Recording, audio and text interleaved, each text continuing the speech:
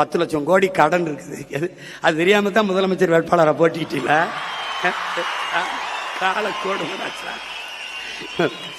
நல்ல வேலை என்னைய தோக்கடிச்சு உள்ள வரவிடாம விட்டான்.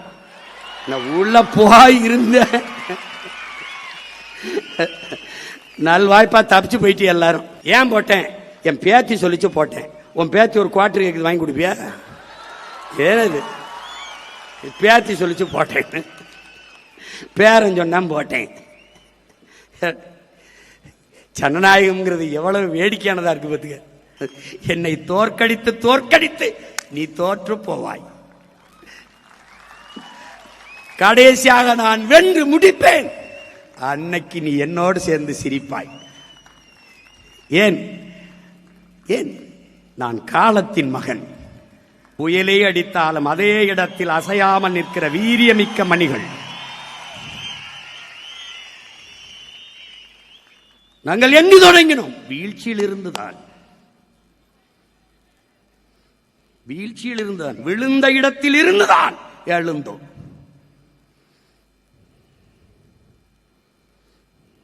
வீழ்வதல்ல தோல்வி, வீழ்ந்தே கிடப்பதுதான் தோல்வி.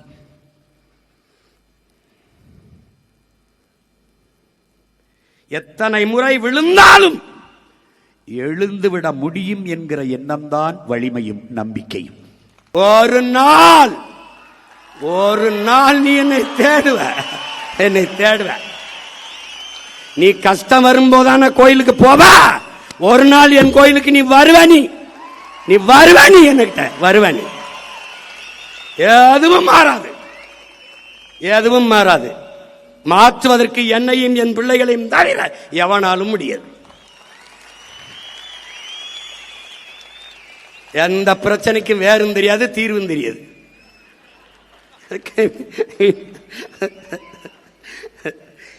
வந்துகிட்டு 10 லட்சம் கோடி கடன் இருக்குது. அது தெரியாம தான் முதலமைச்சர் வேட்பாளரை போட்டிக்கிட்டீங்களா? காலக்கோடு நல்ல வேலை என்னைய தோக்கடிச்சு உள்ள வரவிடாம விட்டான். நான் உள்ள போய் இருந்த நல்வாய்ப்பா தப்பிச்சு போயிட்டு எல்லாரும். ஒரு 5-6 பேரோட உள்ள வந்திருந்தேன். மொத்த பேரும் வெளியில தான் இருக்கணும்.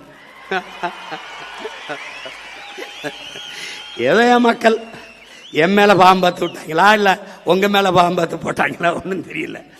ஏன்னா ஓயிருக்கு 10 லட்சம் கோடி கடன். நானே பாட்டா பாடினேன். 10 லட்சம் கோடி கடன்ல நாடு, இதுல இலவசம் வேற பெருவிக்க கேடு. தெருவா ஊரா பேசினேன். முதலமைச்சர் ஆன பிறகுதான் அவருக்கு தெரியுது 10 லட்சம் கோடி கடன் இருக்குன்னு. ஐய அப்படியா? 10 லட்சம் கடனா? கடன் 10 லட்சம் கோடி இருக்குது. இந்த இலவசங்களை கொடுக்க முடியாது.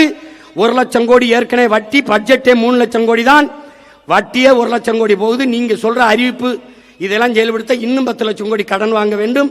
அப்ப மொத்த பட்ஜெட்டையும் வட்டியை கட்டிக்கிட்டு ரொட்டியை திண்டு தெரிய வேண்டியதான் நான் சொன்னேன். நீங்க கேட்கல. அப்ப நீங்க என்ன பண்ணீங்க? கொடுக்க முடியாது என்று தெரிந்து வெற்று வாக்குறுதியை கொடுப்பதுதான் மக்கள் துரோகம், மக்கள் விரோதம், ஏமாற்று. நாங்கள் உண்மையை சொன்னோம், தோற்று போனோம், மேன்மையாக கருதுகிறோம். நான் தர மாட்டேன், கொடுக்க முடியாதுன்னு சொன்னேன். ஆனா நீங்க 2500 இப்பதான் தெரியுது கொஞ்சம் காசு இல்ல. அது கூட தெரியாம எதுக்கு வந்திய? 6 சிலிண்டர் எப்படி கொடுக்கறீங்க? நானும் பார்க்க தானே போறேன். எப்படி கொடுக்கறீங்க? ஒருவேளை நீங்க போரிட்டு ஈரானையே கைப்பற்றினாத்தான். நீ பிரபாகரன் மகன்டாவே, நம்மாழ்வார் மகன்டா. நீ கொடு, நான் மாட்டு சாணத்திலிருந்து சிலிண்டர் தயாரிச்சு என் பிள்ளைகள் கொடுக்கறனால என்பர். கொஞ்ச நாளுக்கு அரிசி இல்லைன்னு வருவான். எந்த போராட்டத்துக்கு என்னை கூப்பிடாது, வரமாட்டேன். போ, உனக்கு தான் ஒரு கஷ்டம் வராத. நீதான் கடவுளின் ஆட்சியை நிறுவிட்டிய. அப்புறம் நாங்க தேவைப்பட மாட்டோம்ல. ஏதாவது ஒரு பிரச்சனைன்னு வீட்டுக்கு வந்துட்டு எனக்கு மனு கொடுக்க வா.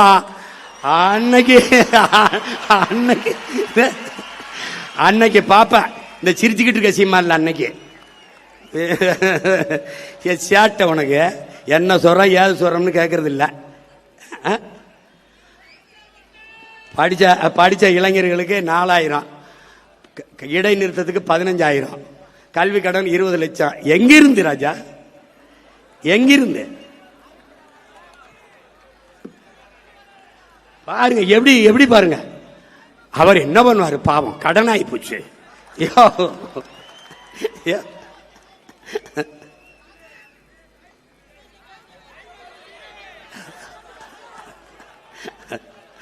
வரும் வரும் தாய்மாமஞ்சீர் வரும். நீ பொண்ணு பார்த்துட்டு காத்துரு, தாலிக்கு தங்க வரும். தாய்மாமஞ்சீர் வரும். இது ஒரு கேவலம்டா, இது ஒரு கேவலம். ஆனா நான் நிறைய பாடம் நடத்தினேன்.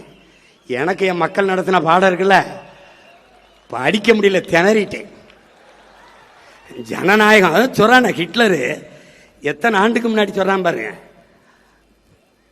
மக்கள் ஒருபோதும் அறிவு தலைமையை தேட மாட்டார்கள், கவர்ச்சியை நோக்கித்தான் ஓடுவார்கள். கவர்ச்சியால் உருவாக்கப்பட்ட சமூகம் ஒருபோதும் அறிவு சமூகத்தை படைக்காது. ஏன் போட்டேன்?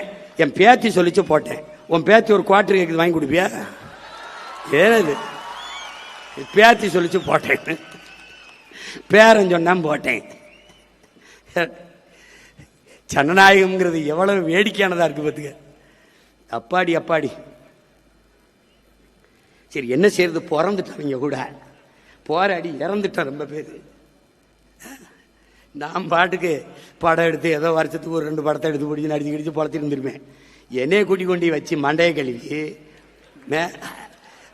நான் என்ன செய்யறது அங்கே போயின்னு. நீங்க போய் இறங்குங்க, உங்களுக்கு என்ன செய்யறதுன்னு தெரிய வந்துரும்னு. எனக்கு தெரிய வந்துருச்சு, இங்க பல பேருக்கு ஒன்றும் தெரிய வரவே இல்லையே. அதான பிரச்சனை. நான் போராடாத பங்கேற்காத போராட்டம் கிடையாது. இப்படி திரும்பி பார்த்தா கட்சி ஆரம்பிச்ச காலத்திலிருந்து இந்த 15 ஆண்டுகள் இப்படி திரும்பி பார்த்தா எல்லா போராட்டம், வெயில், மலை, காடு, பசி, வட்டினி, எத்தனாயிரம் கிலோமீட்டர் பயணம், எத்தனாயிரம் மணி நேரம் பேச்சு, எதுவுமே பயனில்லை, எதுவும் பயனில்லை. ஆனா என்ன நினைக்க வேண்டியிருக்கு, நம்ம விவசாயி மகன் அப்பா விதைக்கிறாரு முளைக்கல, மறுபடியும் விதைக்கிறாரு முளைக்கல, மறுபடியும் விதைக்கிறாரு முளைக்கல. ஆனா மறுபடியும் உழுது உழுது நம்பிக்கையோட ஒரு விவசாயி விதைச்சிக்கிட்டு இருக்கான் பாரு. ஏன்னா நிலத்தை தரிசு போட முடியாது.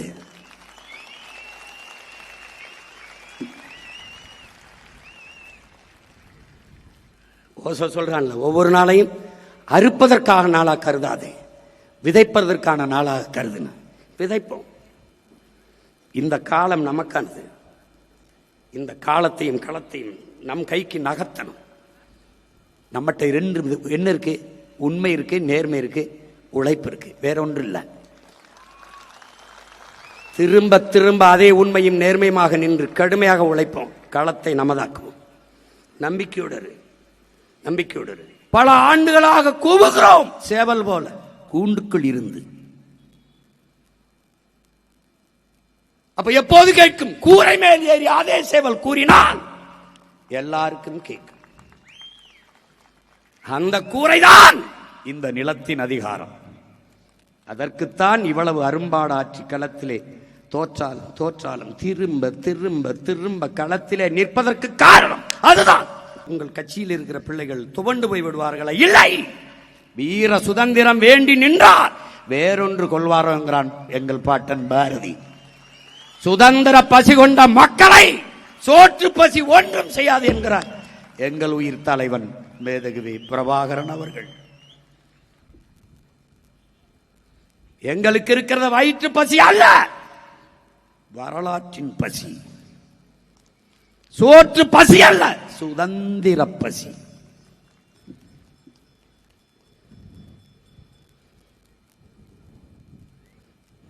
உடலிலே கடைசி உயிர் துளி இருக்கும் வரை இந்த மூச்சு தமிழ் தேசியத்தின் உரிமை, மீட்சி, விடுதலை, விடுதலை என்றுதான்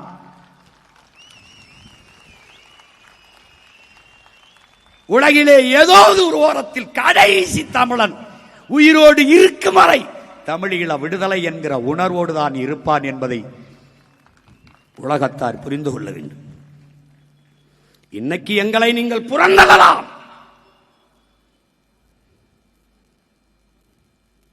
எங்கு உன் மொழி நிராகரிக்கப்படுகிறதோ அங்கு உன் குரல் வலை நெரிக்கப்படுகிறது என்கிறான்.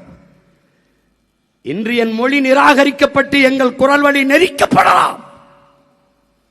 நீ என் வெற்றியை தள்ளி போடலாம், ஆனால் ஒருபோதும் தடுத்து விட முடியாது என்பதை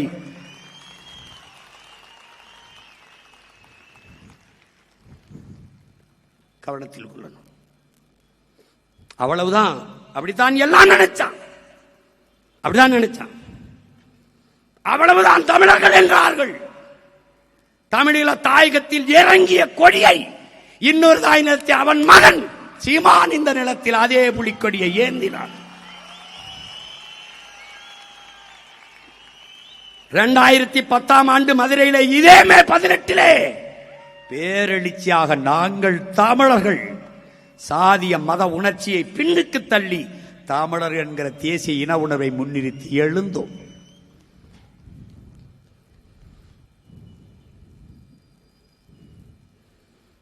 இலக்கை குறித்தாய்விட்டது, பாதை சரியாக இருக்கிறது, பயணம் தெளிவாக இருக்கிறது, உழைப்பு உறுதியாக இருக்கிறது, வெற்றி உறுதியாக இருக்கிறது. உழைப்பு கடுமையாக இருக்கிறது, வெற்றி உறுதியாக இருக்கிறது. அருகில்தான் இருக்கிறது இலக்கு. சற்று பயண தூரம் சற்று அதிகமாக இருக்கிறது. அதனால் எங்கள் கால்களை உடல்களை வலிமைப்படுத்திக் கொண்டு மீண்டும் மீண்டும் மீண்டும்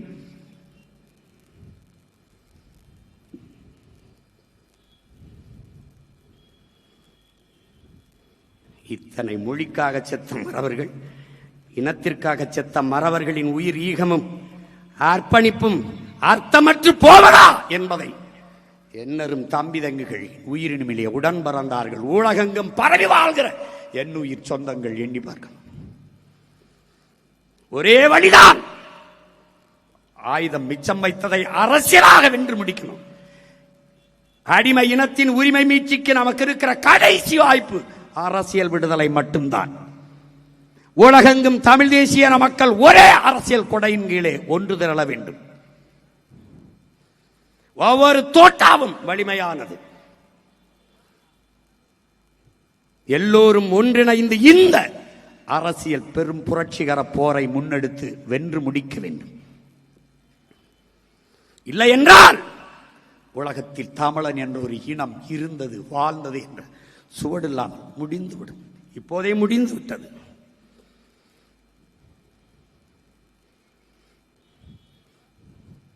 நம் மக்களுக்கு தேவை ஐடியாலஜி இல்லை, இமேஜ்.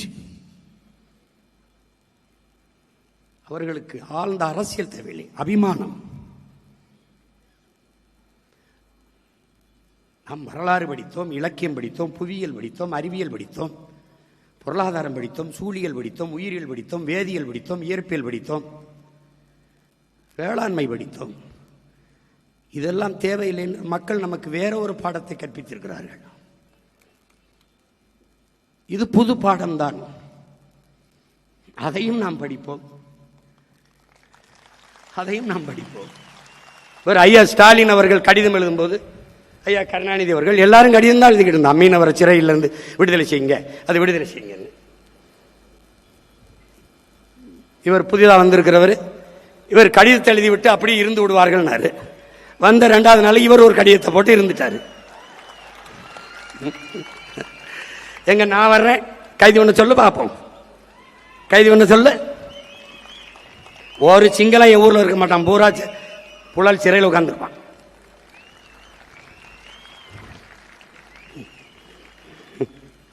அவனுக்கு தெரியும்.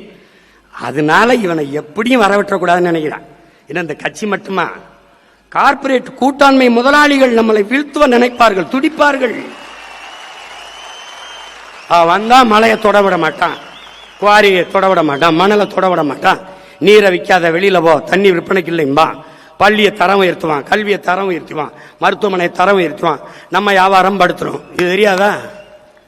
நான் 5 விழுக்காட்டு முதலாளிகளுக்கு வந்தவன் அல்ல, 95 விழுக்காடு என் மக்களுக்காக வந்தவன்.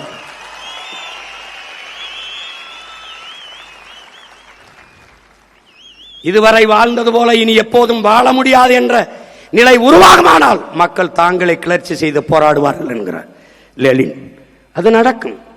தண்ணி கிடைக்காது, சோறு கிடைக்காது, வேலை கிடைக்காது, இதே வாத்தியார், இதே போக்குவரத்து தொழிலாளி, இதே மருத்துவர், இதே நர்ஸு, இதே செவிலியர்கள், இதே விவசாயி, இதே மீனவன் எல்லாம் தெருவுக்கு வருவான். வரும்போது என்னை தேடுவான். நான் அந்த கடை சீட்டு கொடுத்துருக்கான் ஒரு ஆண்டுக்கு. ஏதாவது வேற நாட்டில் போய் படுத்துக்கிடுவேன். ஆமா, பேட்டி போப்பா, அங்கிட்டு போப்பா, தூரத்து